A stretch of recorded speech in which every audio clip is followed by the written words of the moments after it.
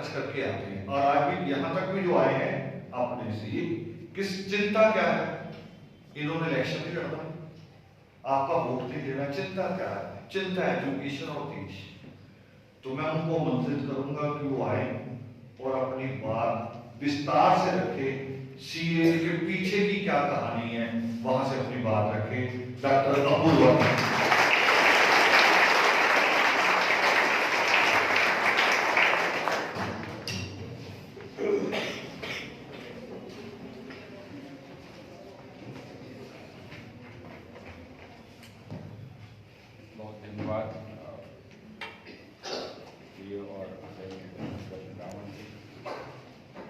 मंच पर और सभागार में मौजूद नौजवान दोस्तों और साथियों, यहाँ मैं सुन रहा था जो शिक्षा के बारे में आप सब बातें कर रहे थे और बिल्कुल ठीक कह रहे थे कि दरअसल शिक्षा का मकसद क्या है। शिक्षा का मकसद समझ पैदा करना है। हमारे एक नौजवान दोस्त ने कहा कि शिक्षा आपको सहजता देती है, सहज ढंग से जीने का तरीका, और शिक्षा आपको सभ्य बनाती है। ये बहुत महत्वपूर्ण है, जिसको हम सहजता कहते हैं। यानी मैं आपसे मिलूं तो अटपटा न लगे, आप मुझसे मिलें तो आपको अटपटा न लगे, और मैं आपसे मिलूं तो कोई दूरी लेके ना मिलूं, आप भी मुझसे मिलें तो कोई संकोच लेके ना मिले। लेकिन सहज ढंग से एक दूसरे से मिलना बड़ा मुश्किल होता है। इसलिए मुश्किल होता है कि हमेशा यह एहसास होता है कि मैं इनके ऊपर हूं या ये मेरे ऊपर है। और इसी वजह से यहाँ जो दोस्त हैं उनमें से एक ने कहा कि शिक्षा से आत्मविश्वास आता है, और जब मैं ये देखती हूँ कि मेरे नीचे 5 लोग काम करते हैं तो मुझे बहुत गर्व महसूस होता है। मैं सिर्फ विनम्रता से ये कहना चाहूँगा, शिक्षा इसका नाम नहीं है। आपके नीचे 5 लोग काम करते हैं, आपकी उनके ऊपर ताकत है, इससे गर्व महसूस करना यह शिक्षा का मकसद है। शिक्षा अगर कोई एक चीज़ दिलाती है जो खुद आप ही लोगों ने कहा, सहजता, लेकिन वह सहजता क्यों आती है? क्योंकि शिक्षा हम सबको बराबरी का भाव देती है। हम सब बराबर हैं, हम सब एक दूसरे के आसपास बैठ सकते हैं और उसमें कोई भेदभाव नहीं होगा। कोई मुझे ये नहीं कहेगा कि तुम पीछे चले जाओ क्योंकि तुम फलां हो इसलिए तुम पीछे चले जाओ, यह कोई भी नहीं कह सकेगा। शिक्षा का यही मतलब है कि वह हम सबको एक धरातल पर खड़ा कर देता है। अभी मंच से यह बतलाया गया आपको कि माहौल क्या है देश का, और आप में से ज़्यादातर लोगों ने उस माहौल का जिक्र किया, इससे मुझे बहुत खुशी हुई। इसका एक और शिक्षा का एक मकसद ये भी है, शिक्षा का मकसद यह है कि वह सिर्फ हमें अपने तक सीमित नहीं रखती, हमारे चारों तरफ जो हो रहा है उससे उसके प्रति जागरूक रहना यह हम सबकी जिम्मेदारी है।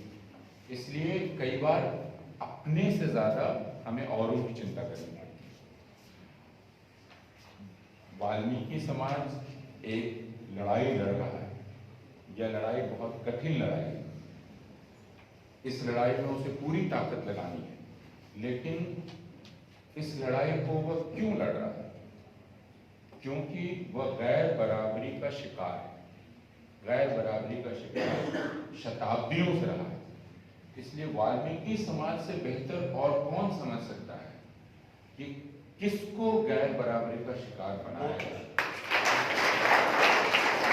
इसलिए आज हिंदुस्तान में जो हो रहा है उसमें हिंदुस्तान में मुसलमानों को गैर बराबरी का शिकार बनाया जा रहा है। इस बात को अगर कोई सबसे अच्छे ढंग से समझ सकता है तो वो वाल्मीकि समाज समझ सकता है।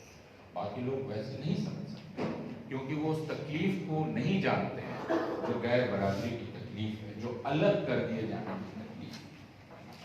अलग कर दिया जाना क्या होता है? दरवाजे से अंदर आने नहीं देना क्या होता है, आपको खास तरह से आपके साथ बर्ताव करना क्या होता है, ये समाज में सारे लोग नहीं जानते, कुछ लोग जानते। जिस तरह और यह बात मेरे छात्र पढ़ाई लिखाई करके जयपुर या राजस्थान के किसी शहर में नौकरी लगी, मेरे पास उनका मैसेज आया कि सर आखिर मकान मिल गया, और फिर दूसरा मैसेज आया कि मकान इसलिए मिला कि मेरा जो सरनेम है उससे मेरी जात का पता नहीं चलता। उससे यह कंफ्यूजन होता है कि मैं ऊंची जात का ही, कई सरनेम्स ऐसे होते। तो मैंने सोचा कि मैं ऊंची सोच रखता हूँ, तो मैंने फौरन उसको लिख दिया कि हमेशा सच बोलना चाहिए, कोई चीज़ छिपानी नहीं चाहिए। उसने मुझे वापस एक मैसेज किया, उसने कहा कि सर मेरे माँ पिता बूढ़े हैं और बीमार हैं और मुझे मकान की ज़रूरत है, इसलिए मुझे यह बात छिपानी पड़ी कि मैं किस जाति का हूँ, क्योंकि वो मालूम होने से मुझे मकान नहीं ही मिलता। इस चीज़ को मैं नहीं महसूस कर सकता। मैं ये सलाह दे सकता हूँ कि सच बोलना चाहिए, लेकिन इस सच बोलने के चलते 6 महीना 1 साल उसे मकान नहीं मिलेगा, खाए लेगा, इस बात को अपूर्वानंद नहीं समझ। बहुत इसलिए ये लोग इस बात को भी समझ सकते हैं कि यहाँ तो दिल्ली में बैठे हुए ज़्यादा लोग हैं, कि दिल्ली में न्यू फ्रेंड्स कॉलोनी में, दिल्ली में मुनीरका में, दिल्ली में इस तरह की कॉलोनी में जो पॉश कॉलोनीज कही जाती हैं, वहाँ अगर कोई एक मुसलमान, वो करोड़पति ही क्यों ना हो, मकान लेना चाहे, उसको मकान नहीं मिलेगा। बड़ौदा में बाकायदा डिस्टर्ब एरियाज एक्ट लगा दिया और कहा ये कि अगर मुसलमान आके मेरे अपार्टमेंट में ले लेगा फ्लैट, तो यहाँ डिस्टर्बेंस पैदा होने लगेगा। इस तरह बड़ौदा जैसी जगह में, अहमदाबाद जैसी जगह में, आपके पास पैसा हो भी, आप कितने भी पढ़े लिखे हों, तो भी आपको मिली जुली जगहों में मकान नहीं लेने। उसका नतीजा क्या है? हमारे एक नौजवान दोस्त आए जो जामिया मिलिया में पढ़ते हैं, उसका नतीजा ये है कि जो भी मुसलमान दिल्ली आता है, उनमें से ज़्यादातर को जामिया नगर की तरफ रहना पड़ता है। ओखला, जामिया नगर, बाटला हाउस, पतली पतली गलियाँ, लोग भरे हुए हैं, ठुसे हुए हैं। अगर आप उनसे मिलेंगे तो उनमें बहुत सारे ऐसे हैं जो बहुत पढ़े लिखे हैं, बहुत सारे ऐसे हैं जिनके पास बहुत पैसा है। फिर तो उनको क्यों नहीं दिल्ली में दूसरे इलाकों में मकान देते। यह अनुभव भारतवर्ष में, जो अनुभव मुसलमानों का है वही अनुभव दलितों का है, उसमें सबसे ज्यादा वाल्मीकि समाज है। इस बात को समझने की ताकत हमको शिक्षा देती है। यह जो गैर बराबरी है, यह गैर बराबरी उचित नहीं है, और जो लोग ये सिद्ध करने की कोशिश करते हैं कि यह तो प्रकृति से बना हुआ है, जैसे समझाया क्या जाता है, पांचों हाथ की पांचों उंगलियां बराबर नहीं होती, यही कहा जाता है। तो फिर कहा जाता है असमानता समाज का प्रकृति का नियम है। नहीं, असमानता प्रकृति का नियम नहीं है, असमानता मनुष्य समाज का नियम है जो मनुष्य ने बनाया है। इसको असमानता नहीं कहा जाता है। बड़ा छोटा एक ताड़ के पेड़ का होना और घास का होना में घास और ताड़ के पेड़ में ऊंच नीच का भेद नहीं है, वो दोनों अलग अलग है। यह नहीं है कि घास नीचे है और वह ऊंचा है, यह नहीं है। यह जो ऊंच नीच असमानता है, यह तो सिर्फ और सिर्फ इंसानी समाज की देन। इंसानी समाज ने इस चीज को बनाया, और क्यों बनाया? इसलिए बनाया कि एक हिस्सा जिसे आप संसाधन कहते हैं, अंग्रेजी में रिसोर्सेस कहते हैं, और संसाधन कई तरह के हैं, जैसे पानी, जमीन, ये है ना संसाधन जो सबसे ज्यादा मिलते हैं।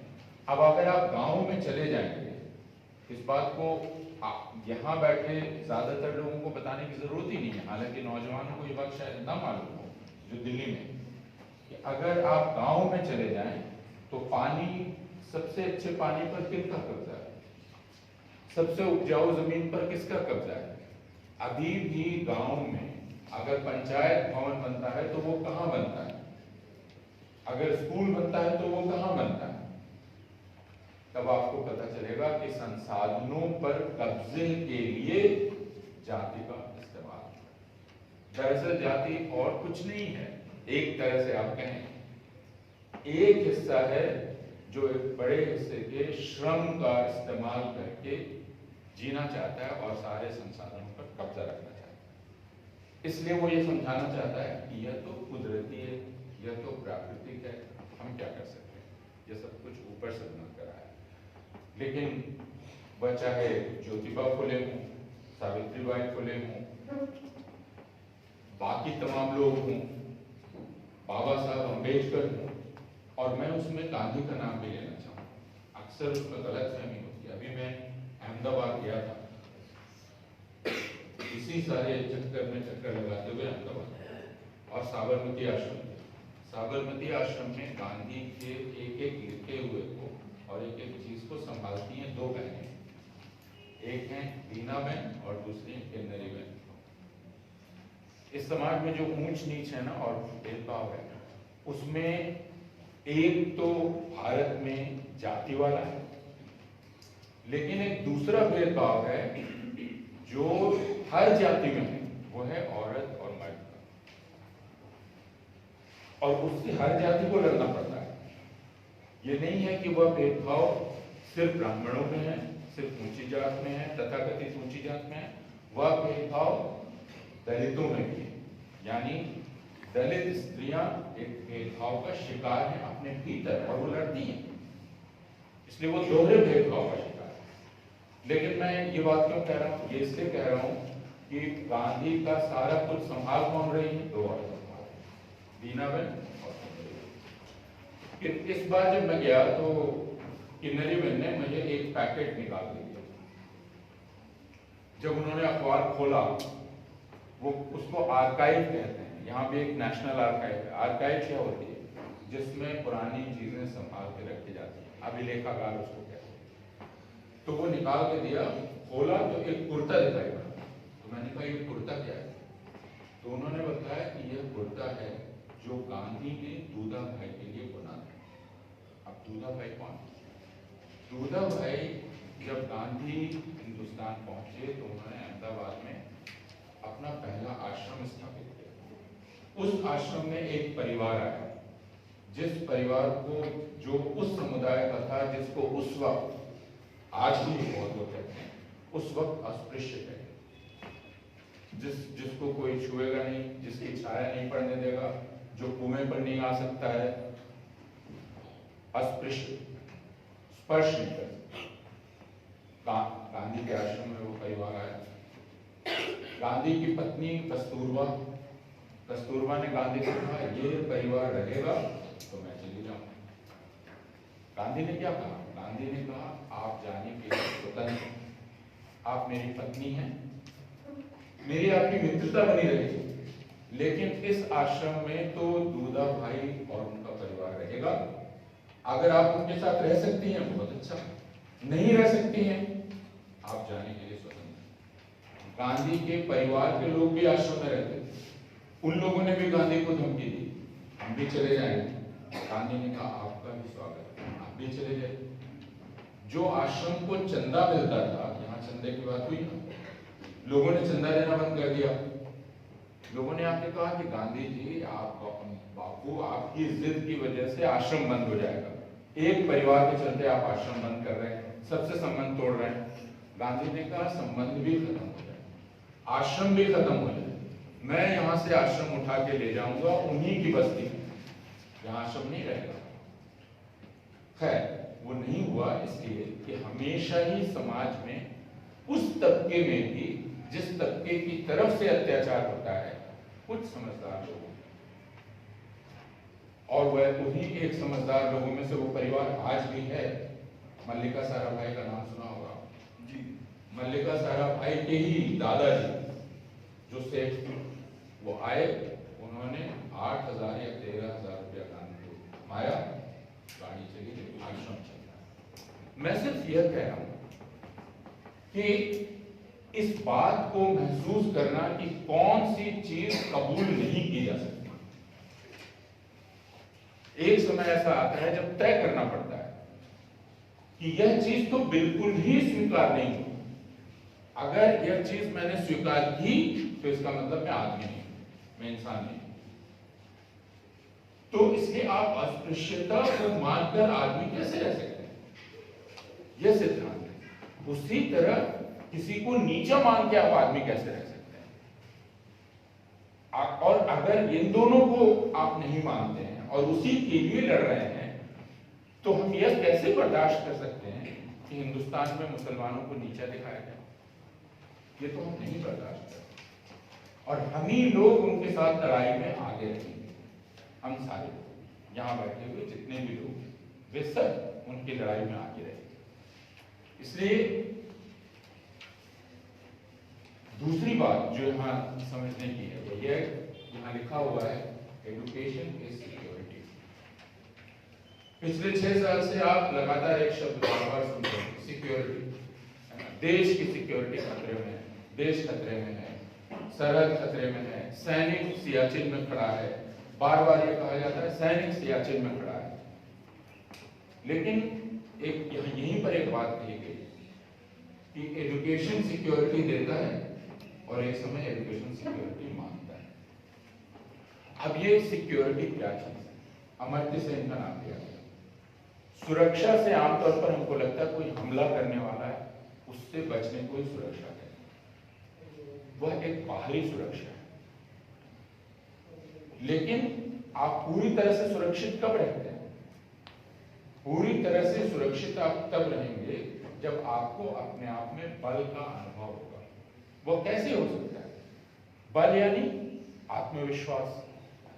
आत्मविश्वास कैसे आता है उसकी बात यहां की जा चुकी है। वह आत्मविश्वास आता है शिक्षा से। 11वीं कक्षा में पढ़ने वाली एक नौजवान लड़की यहां आकर बतला सकती है कि हिंदुस्तान को कैसे चलना चाहिए। आपने बताया यह कैसे आया? ये शिक्षा से आया, ये आत्मविश्वास। आप जब चलती हैं तो ज्यादा सुरक्षित महसूस करती हैं अपने आप। उसके लिए आपको बॉडीगार्ड की जरूरत नहीं, उसके लिए आपको हथियार की जरूरत नहीं। तो यह जो सुरक्षा है, इसके लिए सबसे पहली शर्त है शिक्षा। लेकिन 6 साल में जिसका जिक्र यहाँ किया गया, आपने क्या देखा? यही फरवरी का महीना है। 6 साल पहले, 5 साल पहले 2016 में इसी फरवरी के महीने में एक विश्वविद्यालय पर हमला शुरू हुआ। वह है जवाहरलाल नेहरू विश्वविद्यालय। लेकिन उसके पहले एक और विश्वविद्यालय की याद कीजिए। हमला पहले वहां शुरू हुआ, उसका नाम है Hyderabad central university. Hyderabad central university से जुड़ा हुआ एक नाम है जो आप सबको, हम सबको याद रहना चाहिए, रोहित वेमुला। हमला वहां शुरू हुआ। क्यों शुरू हुआ था? उसके सिर्फ एक बार ध्यान से सुनने की जरूरत है। रोहित वेमुला एक संगठन के सदस्य थे। इस संगठन का नाम है Ambedkar student association. Ambedkar student association नाम से क्या लगता है? नाम से लगता है कि यह दलितों का छात्र संगठन है। तो जो दलितों का छात्र संगठन है उसको दलितों की ही बात करनी चाहिए।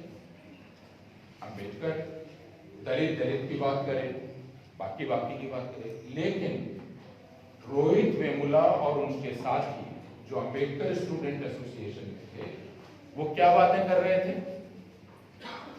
आप एक बार उस समय का अखबार उठा कर 2015 रोहित वेमुला के फेसबुक पोस्ट उठा के देखिए। रोहित को ऐसा मौका नहीं मिला कि किताब लिखे, बहुत ही ज़हीन दिमाग था और एक किताब बाद में बनी रोहित वेमुला की। अगर आदि धर्म समाज के आगे के सम्मेलन हो तो रोहित वेमुला की उस किताब का हिंदी अनुवाद, उस किताब को पढ़वाना चाहिए जो रोहित वेमुला के छोटे छोटे जो टिप्पणियां हैं उनका संकल्प। उन लोगों ने क्या किया? 2015 में अंबेडकर स्टूडेंट एसोसिएशन ने एक जुलूस निकाला। वो जुलूस क्यों निकला? क्योंकि एक फिल्म बनी थी, उस फिल्म का नाम है मुजफ्फरनगर बाकी। वो फिल्म एक नौजवान ने बनाई, नकुल साहनी। अब मुजफ्फरनगर का क्या मतलब है? आप में से कितने लोगों ने मुजफ्फरनगर का नाम सुना है? दिल्ली के बहुत नजदीक है। मुजफ्फरनगर क्यों मशहूर हो गया या कुख्यात हो गया? 2013 में मुजफ्फरनगर में मुसलमानों पर बहुत जबरदस्त हमला हुआ और हजारों हजार मुसलमानों को अपना घर छोड़ देना पड़ा। तकरीबन 100 मुसलमान मार डाले गए, कई का बलात्कार हुआ, हजारों हजार मुसलमानों को घर छोड़ना पड़ा। और मैं आज 2020 में कह रहा हूं कि 2013 में जिनको घर छोड़ना पड़ा उनमें से अधिकतर कभी भी घर नहीं लौटे। उनको बाद में जाकर दूसरी जगह बसना, उनके गांव वालों ने उनको वापस नहीं बुलाया, भगा दिया, वापस नहीं बुलाया। उसी पर फिल्म बनी मुजफ्फरनगर बाकी। वह फिल्म जहां जहां होती थी वहां वहां हंगामा कर दिया जाता। हंगामा करने वाले कौन है? राष्ट्रीय स्वयंसेवक संघ के लोग, अखिल भारतीय विद्यार्थी परिषद के लोग। वे हंगामा करते थे, ये फिल्म नहीं दिखानी। क्यों नहीं दिखाने लगे? क्योंकि वो फिल्म असलियत दिखा रही। क्या हुआ? क्या हुआ इसको वो देखने नहीं देना चाहते और लोगों को परिचित नहीं होने देना चाहते। इसलिए वह फिल्म दिल्ली में भी रामजस कॉलेज में होने वाली थी, हंगामा हो गया। दिल्ली यूनिवर्सिटी में कहा दूसरी जगह होने वाली थी, तोड़फोड़ हो गई। तो वहां भी हैदराबाद सेंट्रल यूनिवर्सिटी में भी वो फिल्म दिखाई जाने वाली, हंगामा हो गया। अब अंबेडकर स्टूडेंट एसोसिएशन या रोहित वेमुला ये कह सकते थे, इससे हमारा क्या लेना देना, ये तो मुसलमानों के बारे में है। लेकिन अंबेडकर स्टूडेंट एसोसिएशन ने उस फिल्म के पक्ष में जुलूस निकाला। दूसरा काम क्या किया? उस समय आपको याद होगा, कई लोग तो बहुत ही नौजवान हैं तो उस वक्त बहुत बच्चे रहे, लेकिन ज्यादातर लोगों को याद है कि उस समय हंगामा शुरू हुआ कि आप बीफ नहीं खा सकते।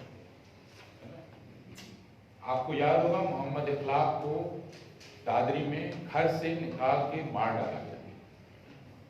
क्या आरोप लगाया गया? कि इसके फ्रिज में बीफ है। या आरोप लगाकर उसको घर से खींच के निकाल के मार दिया गया। मेरे फ्रिज में बीफ है या मेरे फ्रिज में पनीर है, यह देखने का अधिकार तुमको किसने दिया?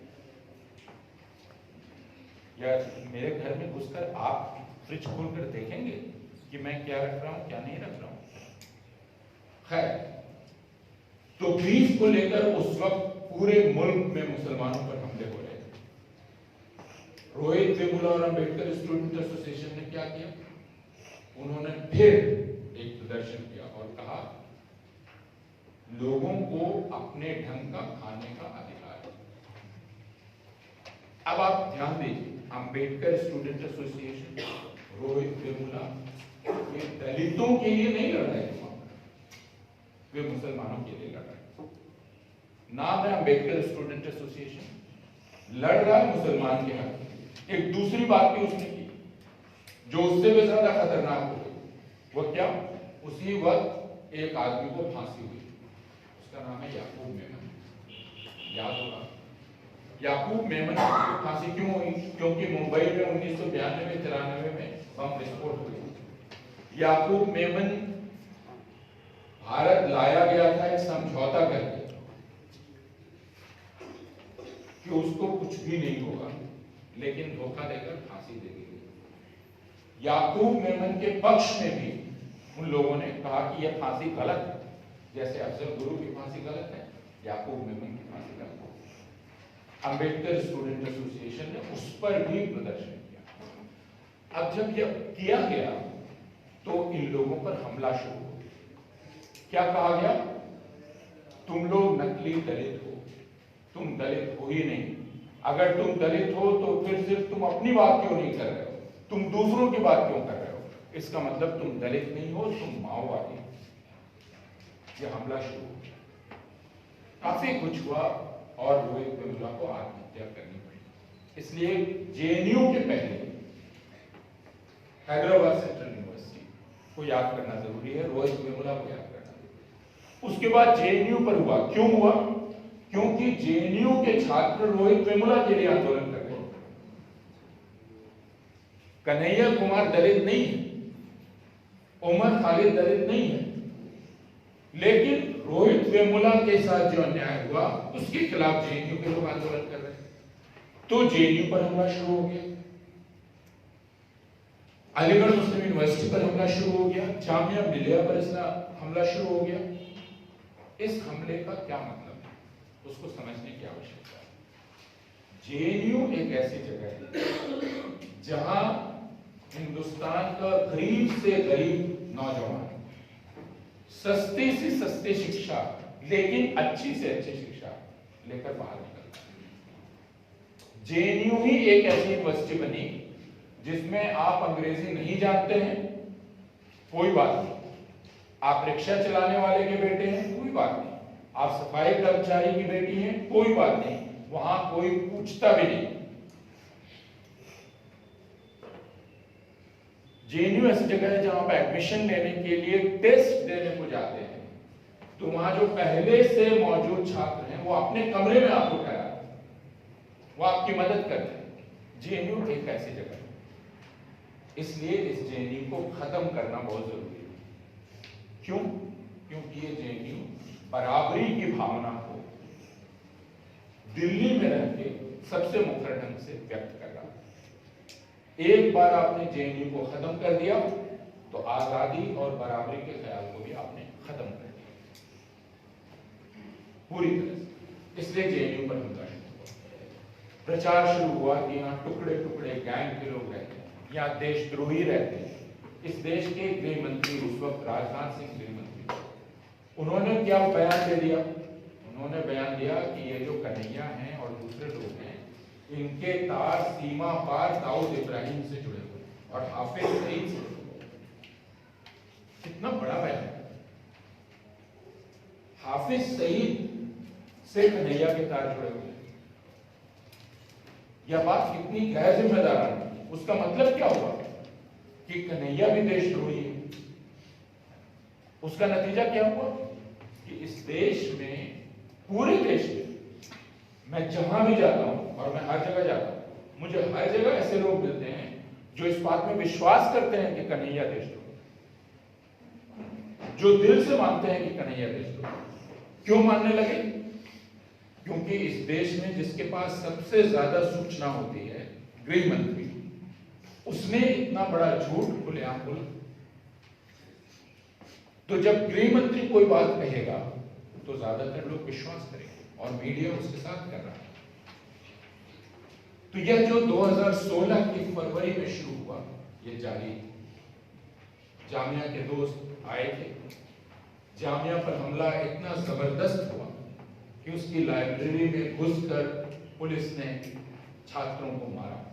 परसों मेरे पास फोन आया एक नौजवान का, उसने कहा कि सर मेरे दोनों हाथ तोड़ दिए गए थे। मैं पहले भी मिला उससे। उसने कहा कि जब वो तोड़े जा रहे थे तो जो सीसीटीवी लगा था उसका फुटेज मिल गया, और मैं परसों यानी मंगलवार को मैं उसे प्रेस कॉन्फ्रेंस में जारी करना चाहता। पुलिस ने यह किया, लाइब्रेरी में घुसकर छात्र छात्राओं को मारा बुरी तरह से, और उसके साथ ही अलीगढ़ मुस्लिम यूनिवर्सिटी में हॉस्टल में घुसकर छात्रों पर हमला किया। और वह हमला किस चीज से था? स्टन ग्रेनेड से। स्टन ग्रेनेड चलाकर मैं एएनयू गया तो मैंने देखा उस लड़के का हाथ उड़ गया, हाथ ही उड़ गया उसका। ऐसा हमला पुलिस ने किया। यह हमला पूरे उत्तर प्रदेश में, जो एएनयू में और जामिया में हुआ, उत्तर प्रदेश में मुसलमानों पर जो हमले हुए उसमें 30 से ज्यादा लोग मारे गए। कई बच्चों को मुजफ्फरनगर में पुलिस पकड़ के थाने में ले गई, नंगा करके उस सर्दी में फर्श पे लिटा के मारा। उनके साथ और भी बुरा बर्ताव किया गया, बच्चों के साथ 13-14 बरस और उससे नीचे बच्चे।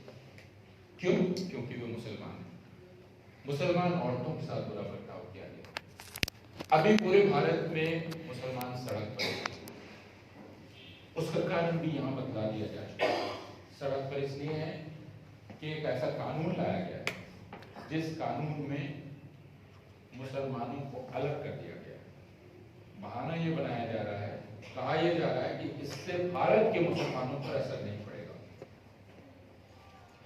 हम नागरिकता देंगे पाकिस्तान, बांग्लादेश और अफगानिस्तान के हिंदुओं को, सिखों को, पारसियों को, ईसाइयों को। क्यों? क्योंकि ये इस्लामी देश हैं और इनमें उन पर जुल्म होता है, तो वो बेचारे कहाँ जाएंगे।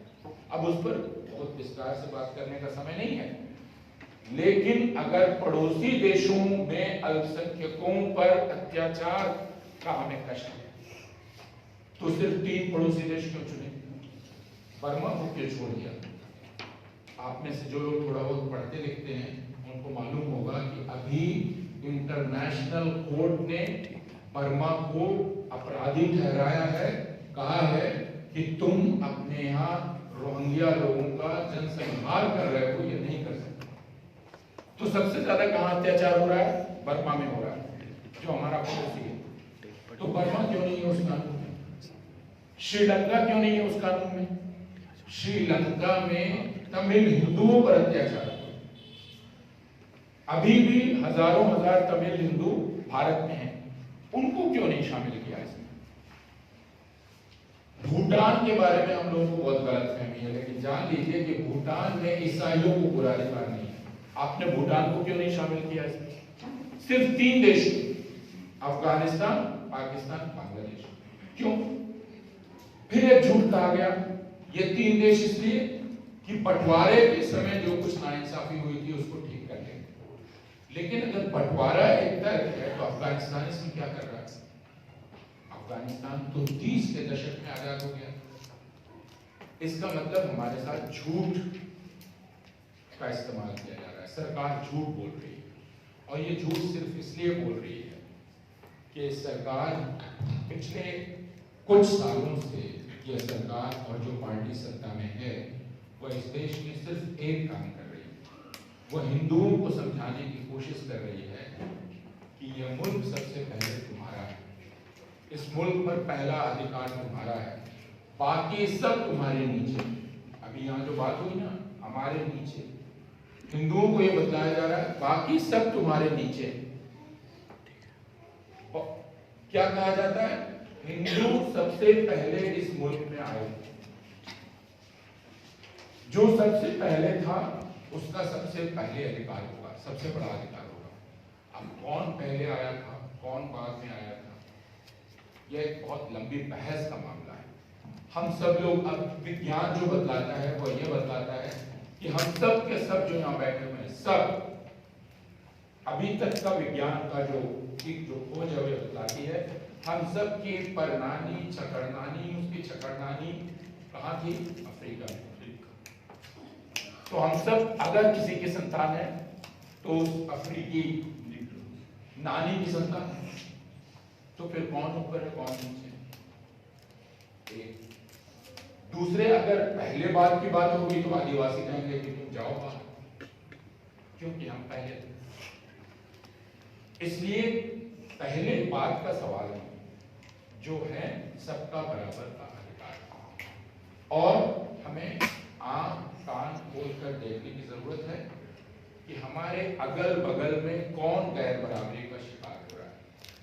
हमारा फर्ज है, अगर हम शिक्षा ले रहे हैं तो हमारा फर्ज है शिक्षा लेने के कारण, और जो संविधान अन्याय सहने के चलते, जो संविधान, मैं कह रहा हूं अन्याय सहने के चलते, जो संविधान अम्बेडकर ने बनाया, अन्याय सहने के चलते, क्योंकि उनको तब पता था कि उसका जवाब कैसे देना है।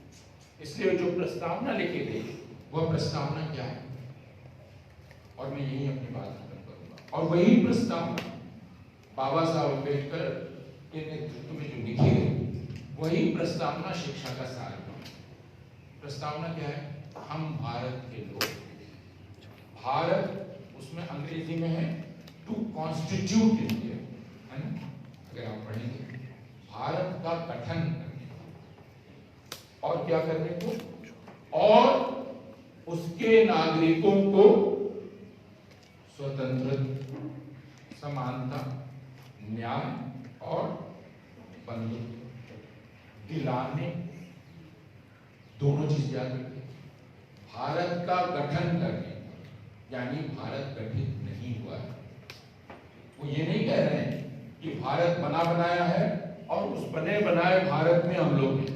वो ये कह रहे हैं भारत को बनाया जाना है। अंग्रेजी में लिखा हुआ है टू कॉन्स्टिट्यूट इंडिया, बनाने के लिए, यानी भारत का बनाना एक सिलसिला है, एक यात्रा है, एक सफर है। वो पूरी तरह से कब बनेगा वो लिखा हुआ है, जब इसके नागरिकों को हर तरह की स्वतंत्रता मिलेगी। और प्रस्तावना फिर पढ़िए, मैं दोहरा नहीं रहा, स्वतंत्रता भी एक तरह की नहीं, सोचने की स्वतंत्रता, बोलने की स्वतंत्रता, हर तरह की स्वतंत्रता। मैं जिस तरह का कपड़ा पहनना चाहूं, मैं जिस तरह पूजा उपासना करना चाहूं, मैं जिस तरह की प्रार्थना गाना चाहूं, मैं जिस तरह के धर्म का पालन करना चाहूं, उसकी स्वतंत्रता। उसके साथ दूसरा न्याय दिलाने को, और हर तरह का न्याय, आर्थिक न्याय, सामाजिक न्याय। जो रिजर्वेशन का पूरी बहस चलती है ना, उसमें बार बार कहा जाता है, देखिए आर्थिक आधार पर होना चाहिए। संविधान ने दो शब्द अलग किए हैं, उनको ध्यान रखिए, आर्थिक, सामाजिक। क्योंकि संविधान को बनाने वालों को ये पता था, बाबा साहब को ये पता था, बाबा साहब पढ़ लिख के भी आए, तो भी आपने सामाजिक दृष्टि से उनको नीचे रखा। मेरे छात्र को मालूम है कि वो पढ़ लिख गया है, उसको मकान नहीं मिल सकता, तो सामाजिक अलग करना ही पड़ेगा। सामाजिक न्याय अलग होगा ही आर्थिक न्याय, उसके लिए अलग से आरक्षण करना ही पड़ेगा। इसलिए जब आप आर्थिक आधार पर आरक्षण लाते हैं ना, तो आरक्षण के पूरे सिद्धांत को सर के बल खड़ा कर देते हैं, उसकी हत्या कर देते हैं। क्योंकि आरक्षण आर्थिक मामला नहीं है, आरक्षण सामाजिक अन्याय को खत्म करने का रास्ता है। तो इसलिए न्याय हर तरह, आजादी हर तरह की, बराबरी हर तरह की, और यह सब कुछ हो, इसके लिए जरूरी है कि समाज में बंधुत्व हो, लोग एक दूसरे से हाथ मिलाकर इन सारी चीजों को हासिल करें। तो जब हम यह हासिल करेंगे तभी यह देश बनेगा। अम्बेडकर ये कहते हैं भारत का बनना इसी बात पर निर्भर है कि यहाँ हर व्यक्ति को,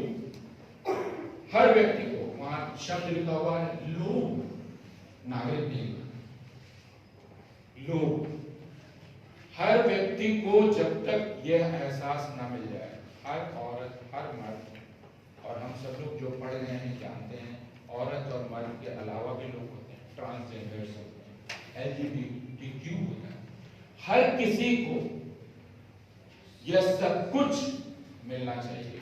लेकिन हम सब जानते हैं, हम सब इंसान हैं, कि यह एक बार में नहीं मिल जाता। इसके लिए आपको रोज रोज लड़ना, क्योंकि हमारे भीतर ऊंच नीच की भावना आ ही जाती है।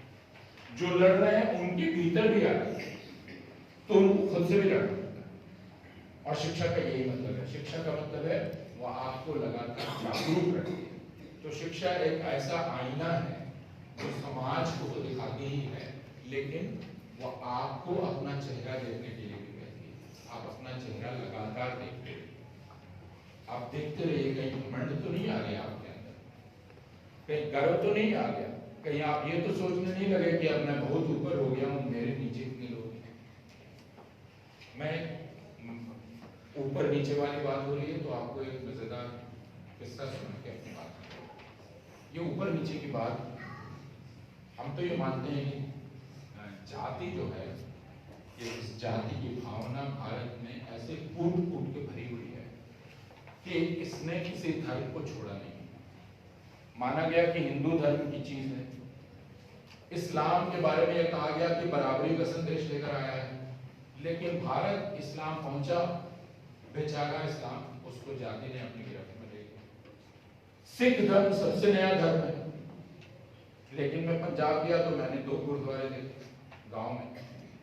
एक में जाप शुरू हुआ, खत्म हुआ, दूसरे में शुरू हुआ। तो मैंने कहा कि 2 गुरुद्वारे क्यों? तो बताया क्यों। पंजाब के लोग जानते हैं क्यों। इसका मतलब सबसे नए गुरु ने भी जो बताया, गुरु नानक साहब, ये बराबरी होनी चाहिए, उनको मानने वालों ने भी गैर बराबरी स्थापित कर दी। तो ये जो मेरी एक छात्र थी, अब पढ़ लिख गई, तो उनकी मित्रता थी एक लड़के से, और दोनों मित्र ब्राह्मण, लेकिन उनके पिताजी का मेरे पास फोन आया। तो उन्होंने कहा कि सर जरा अपने स्टूडेंट को समझाइए। तो मैंने कहा क्या समझाना है? तो उन्होंने कहा कि जरा समझाइए कि ये सब ना करें। अब उसके 2 दिन पहले ही मैंने अपने स्टूडेंट को कहा था कि तुम जल्दी से शादी करो, और उसके पिताजी 2 दिन बाद मुझे फोन करके कह रहे थे कि आप समझाइए कि ये मित्रता तोड़ दे। तो मैंने कहा आप क्यों परेशान? तो बोले कि देखिए, हम लोग जो ब्राह्मण हैं और वो लोग जो ब्राह्मण हैं, हम उन्हें अपनी चौखट के अंदर नहीं आने देते। यानी वो ऊंचे ब्राह्मण है और लड़का नीचा ब्राह्मण है, तो वो अपनी बेटी की शादी नहीं होने देना। शादी हुई, बाद में परिवारों में भी मेल हो गया, लेकिन मैं सिर्फ यह कहना चाहता हूँ कि यह जो ऊंच नीच और भेदभाव का ख्याल है, यह ख्याल अंतिम रूप से कभी नहीं मिटता है। इसलिए रोज निगाह रखनी पड़ती है कहाँ ये ख्याल जड़ पकड़ रहा है, और जहां दिखलाई पड़े कि अब ये जड़ पकड़ रहा है, उस जड़ को वहां से निकाल देना है। वरना एक बार दीवार में जड़ पकड़ गई तो सीलन घुसती जाएगी और दीवार कमजोर हो जाएगी। तो हम सबको ऊपर निगाह बनानी है, गैर बराबरी कहाँ आ रही है, ऊंच नीच कहाँ आ रहा है, अन्याय कहाँ आ रहा है, और उसको पकड़ के निकालना है। अभी भारत में सबसे ज्यादा अन्याय का शिकार, गैर बराबरी का शिकार भारत के मुसलमान हैं। इसलिए आदि धर्म समाज, मैं जानता हूं कि उनके साथ खड़ा है, लेकिन सारे नौजवानों का कर्तव्य है, और मैं चाहूंगा कि आप सब लोग जो दिल्ली में रहते हैं, दिल्ली में कई जगहों पे औरतें बैठी हुई हैं, खुरेजी में बैठी हुई हैं, सीलमपुर में बैठी हुई हैं, मुस्तफाबाद में बैठी हुई हैं, शाहीन बाग में बैठी हुई हैं। आपके घर के आसपास जो भी, आप वहां जाइए। जो हमारी यहाँ औरत दोस्त बैठी हुई हैं, मैं आपसे भी कहना चाहूंगा, महिलाओं से, आप जाइए, आप उनके साथ थोड़ी देर बैठिए, आप उनको कहिए कि इस लड़ाई में आप अकेली नहीं हैं।